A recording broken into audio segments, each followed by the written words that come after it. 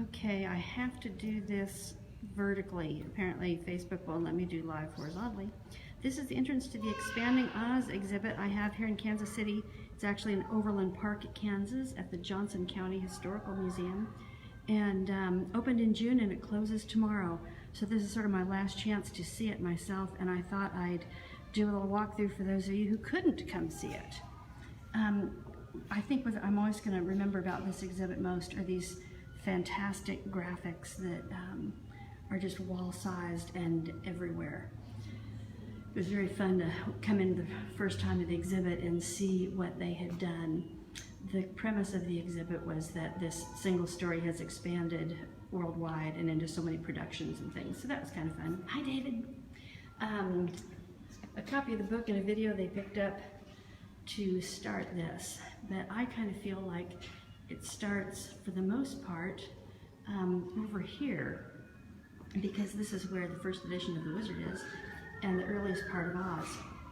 They have a wall about Baum's life, a few pieces of Castorine Company things, my little facsimile of the Book of Hamburgs, that wonderful bust of Baum that the late Richard Malosky did. I've always thought that was a really well done piece. And Father Goose, tucked in here. Baum's first big success with Denslow before The Wizard. And then my copy of By the Candelabra's Glare, which is kind of glaring in here, isn't it? Don't think I can get a shot that doesn't reflect oddly. But anyway, my little By the Candelabra's Glare is right there. Mine's the number 2 copy. He signed it to his oldest son. They wrote lots and lots of signage for this. They hired a designer to do all these beautiful panels. I did read the signage, but kind of late in the game. Things that I really enjoyed, like this little big reproduction of the ad for The Wonderful Wizard. That's from an original of mine that's maybe 2 by 4 inches. And it's so fun to see it huge. My first edition, poor little shabby first edition, it's the only one I have, but I bought it when I was 13 years old for $15, and it's a really fun story for me, so I just haven't attempted to do anything else with it. My dad had this walnut bookcase built for me when I was in college, and I finally had an apartment for it after college, and it's still used to hold my Oz collection, although I never keep my Oz collection this nice at home. What I attempted to do with this shot was style the case to include everything Baum had written, as well as the remainder of the Oz canon down towards the bottom. And then I dressed it up a little bit with a few things that I particularly like. The boxed Wonderful Land of Oz library, Jello puzzles, Wogglebug game, and Wonderful Game of Oz are on the bottom shelf. And Century Studios bookends. There's a baby in here with me. Anyway, that was a really fun shot, and usually that case is just crammed full of edge-to-edge Oz books, so it was a treat to do that. Just across from this area, they have a little bit about Oz being staged, staging the Land of Oz, they call it. Again, they've taken, ads and ephemera from my collection and enlarged them into their signage. And then, some pieces are original. This was a poster from the woodsman James Ortiz's brilliant show when it was performed in New York. I saw it last June in Omaha, Nebraska. A little nod to Wicked, my fun little snack box from the 1903 Broadway play, and my collapsible cup, also from the 1903 production. I always figure of all the Oz characters that have been made into Barbies, Galinda is the most appropriate. For the Wiz, I don't have much. It's mostly just ephemera, but I do have the one costume, thanks to Freddie Fogarty selling it to me. So I was excited to have that little Halloween costume tucked in. That big Wicked poster is one from a bus stop in Chicago. And then it goes on. There's a thing here about the Fairy Logs, the 1925 film, Oz Film Manufacturing Company, that tiny little postcard from the 1925 Chadwick film. Back and up. Hi, Kate. My sister's watching, and Blair, hi darling. Jeffrey, I haven't seen you for ages. Good to have folks watching. I'm going to back up a little bit. Sorry if this makes you dizzy, it's hard to do. Wizard's Head, Dinslow's on this panel, and the Wicked Witch and a Flying Monkey are on the back. The back side, the reverse side of this area is a photo op we'll see in a minute. For the 1939 film, a little panel of copy and then a few pieces. It was really hard to have so few because I have other things that I love that didn't get in, but it happens. It's funny, I look at this and I'm thinking, oh, I bought that from Jody. Oh, I bought that from Diane. Oh, I bought that. Everything has some wonderful meaning to me. The Bissell sweeper I looked for years. I can't even tell you how long I looked for that Bissell sweeper. And I just recently got another of the plastic lidded Swift jars with a yellow lid. I don't know if it's a variant or if they just got changed. I had hoped that we'd have both the 13-inch, which is this one, and an 18-inch Judy is Dorothy Ideal doll in here, but it just didn't, it's just too crowded. That was an original re-release poster. Judy, of course, in Meet Me in St. Louis, helped to date it. And then for some information about subsequent films featuring the Wizard of Oz, they put a few on the wall. And in this little case, we have some Return to Oz pieces. The Heart to Heart Tin Man is especially rare and something that's a real treasure to have. Ditto those little action figures in their boxes. Jet, Pumpkinhead, Scarecrow, and Tin Man, hard to come by. And my sister, who's watching, helped me get all of the Urban Decay stuff that I have. You can imagine how much trouble some of these things are to track down. Commercializing Oz. This piece, we particularly wanted to use this page from the Queer Visitors comic page because it was from the Kansas City Journal. It's how the Wogglebug got his Thanksgiving dinner, appropriate for November. And in this case, we have some early merchandising. My wonderful Scarecrow doll. I just can't tell you how much I appreciate having the 1920s Scarecrow dolls in my collection. Wogglebug game, bought that at a farm sale out in, gosh, Salina, Kansas for 25 bucks. Drove, hours to get it. Love the little blank notebooks. That's the only one I have. I just am crazy about the wonderful Game of Oz. I'm glad we were able to put this one in with its box. Sometimes it's too much space. And my Jell-O puzzles, Melissa Thomason helped me get those, and David McCrofterson, what do we call you on Facebook? I forget. That turned up at a flea market in New Jersey, and a Facebook person posted it who didn't want it himself, but I did. The seller wanted cash and wanted it picked up, not shipped, so Melissa to the rescue went and got it for me. We do have Scarecrow chairs sitting back there from the Franklin Mint set with some Muppet pieces, and that weird, there's my reflection, hi me. That black thing with the Tin Man is a snowboard. No idea where that came from. I mean, I know I bought it, but I don't know who made it. Then over here, with a little bit more merchandising, I love this Head Out to Oz poster, I always have. And this is one piece of Scotty Young's original artwork that I have from the Marvel comic series. In here we just have sort of a random assortment of crazy things that people might have remembered from their childhood, from the Oz Peanut Butter and Procter & Gamble puppets, Duncan Munchkin stuff. I've always loved this tea set. It comes complete with 4 place settings of plates and cups and saucers. It's really sweet. And a whole lot of people, of course, know the Oz books from the Del Reyes. We set up a little kids' room here. And yes, that is the chipmunks singing Off to See the Wizard behind us. Alvin. I don't even know what to say about this little room. We just wanted to show some kind of fun things. The lamp is especially precious to me. I think, yeah, it's just a beautiful one. And it was a gift from Willard Carroll when he bought another one that he liked the coloring of better. It involves story, but anyway. And another gift was my Wicked Witch set. I got that clear back when it came out new in high school. Some friends showed up with it for me. And we worked in a couple unusual games right here. The one on the bottom, I believe, was only available in England. Another strange poster. I forget that I can zoom in and out with this. Couple albums everybody knows. Some more fun pieces. The Coach bag's the most recent piece in here. I always think those Mr. Potato Head dolls are a riot. Oz Time at Macy's was from the Macy's Herald Square 1989 50th anniversary piece. The NASCAR race with the Oz cars was here in Kansas City. My sister got me Lucy. Just some different pieces straight out of Oz. Unbelievable production. I hope everyone got a chance to see it. Going down the Yellow Brick Road. Oz is a universally recognized pop culture subject.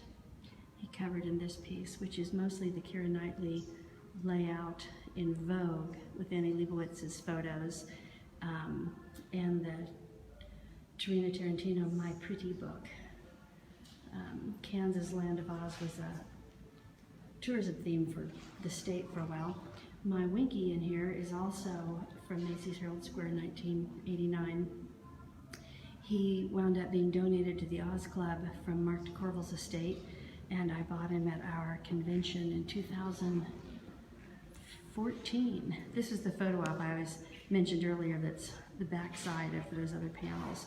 They have a little box of props and things people can put on and stand here and take their selfies with Scarecrow, Cowardly Lion, and Tin Man. Glinda's up here on one side, and for those who prefer their Oz more Halloween-y, we've got a haunted apple tree. Okay, sorry to move so fast. I forget how dizzying that is to watch. Getting into international material, these are some posters. The Swedish one is a print of the poster I found not long ago on eBay. And we're going to talk about a little international stuff right there. But first I wanted to point out this fun map of Oz. Last time I was in here, there was a dad reading to his little boy right there.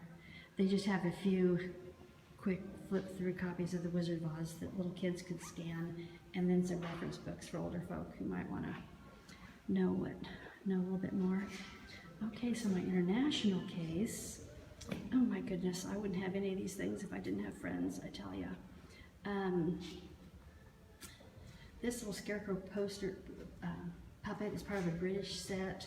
Little Blythe doll is Japanese. I have a lot of Japanese stuff and Russian stuff. There's a fun little enamel box back there. Not one of the uber expensive ones, but I'm glad I have it. There's rubber boots or that Italian Furla line. Japanese Hello Kitty. There's the very same packaging you can find, but the writing underneath it is in English. Then what's back there? Korean paper dolls.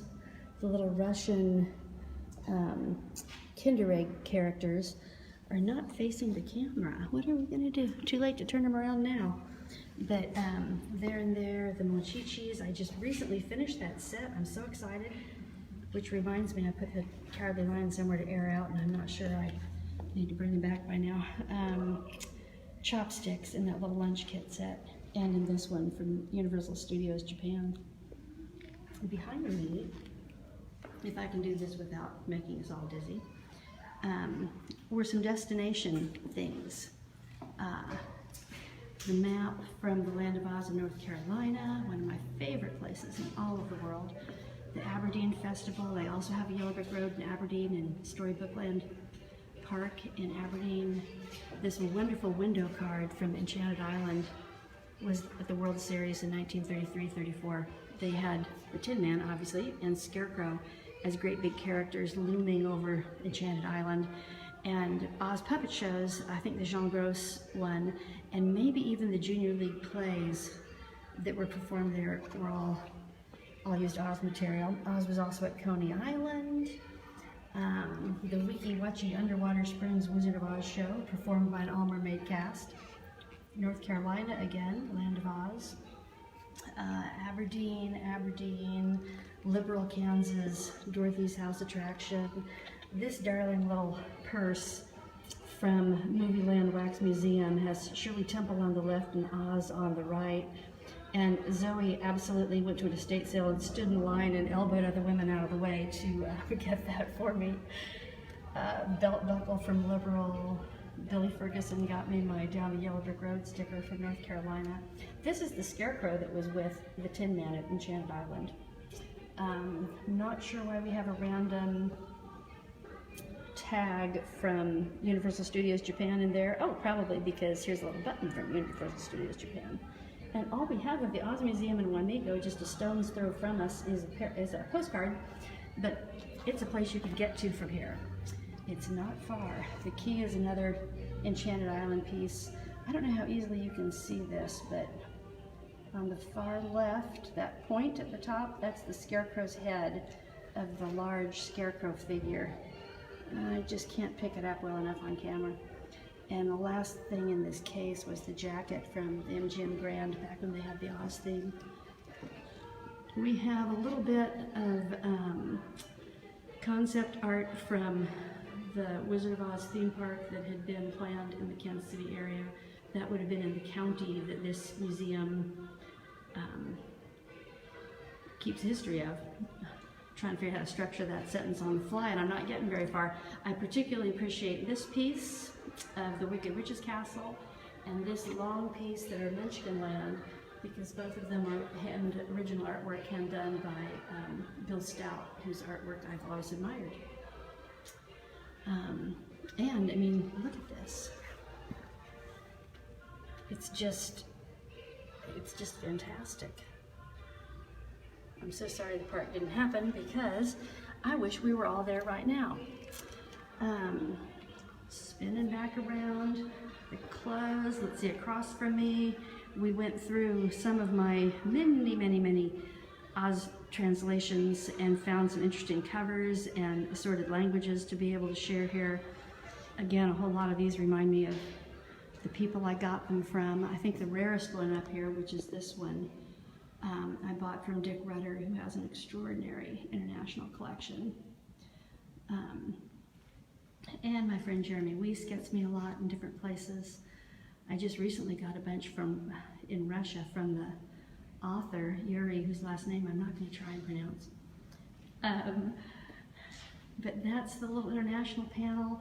We just put a few physical books in here. I always appreciate the way on this one you've got the MGM characters standing on this book, which was the book that was familiar to Italian kids, so they'd communicate quickly that the story of this film was the story they were familiar with from the book. Oh, and these, we didn't put them in here. This is almost actual size. Let me step back so you can see how large they are compared to those things. They're these Japanese story cards. I have 2 sets of them from different periods where a teacher would treat them like a big flashcard and tell the story to children in Japanese classrooms. Great big, anyway, I really like them, but they're pretty fragile, and and they're in a folder that's especially fragile. Last little panel, there's also a place over here where people can write notes, post things, be a little bit interactive. Oz Club literature, yay! And then the very last panel is actually about me. Oh, sorry, that was fast again. About me as the collector and how my collection came to be. The only objects in here are this peanut butter pail, which was the first non-book item I owned. Can you see the remnants of sort of turquoise paint on the lid? When I got it, the whole lid was solid turquoise. And when you look at the pail, you've got Dorothy, Emerald City's over there. I don't know if you can see it in here or not. But Scarecrow and Cowardly Lion are on the sides, and there's no Tin Man. So I finally got my mom's paring knife out of the kitchen and chipped the turquoise paint off the top to see if the Tin Man was under there, and sure enough he was. And then this Bomb Bugle had just come out when the exhibit opened. Well, it hadn't just come out, but it had been the most recent one. So we included the Bomb Bugle and my little Ozmite pen, which has proven to be very hard to get to stay on display on that wall. But that is, I think that, up in that photo even, some of the stuff, like we didn't put the Halloween masks in, the party masks, or that little tiny thing right there is a firecracker packaging. It was on the back of the Bombugle once, and I looked for it forever after seeing it there. Well guys, that's it. Gosh, I'm gonna miss this exhibit. It's far enough from my home that I haven't actually been able to be over here often. You know, it's maybe a half-an-hour drive as opposed to a big exhibit I did at the Toy Miniature Museum that was, 5 minutes. But it has sure been fun to have up. They have music on rotation, although I don't hear anything playing at the moment. And I'm glad I was able to sneak in here at a time when there weren't a lot of people. People are voting in the museum here today, so it's an active place upstairs. I'm checking to see there's some people watching. Hi, of course, Jody, Lori, Jeff. That I don't think I see any questions or anything that I should be answering, so I'm gonna call it a day and turn this little guy off. But thank you all for watching, and it has sure been a treat to do this exhibit in just all kinds of ways. The museum staff was marvelous to work with. They did, I think, just really super work, and I couldn't be happier. Talk to y'all soon. Bye-bye.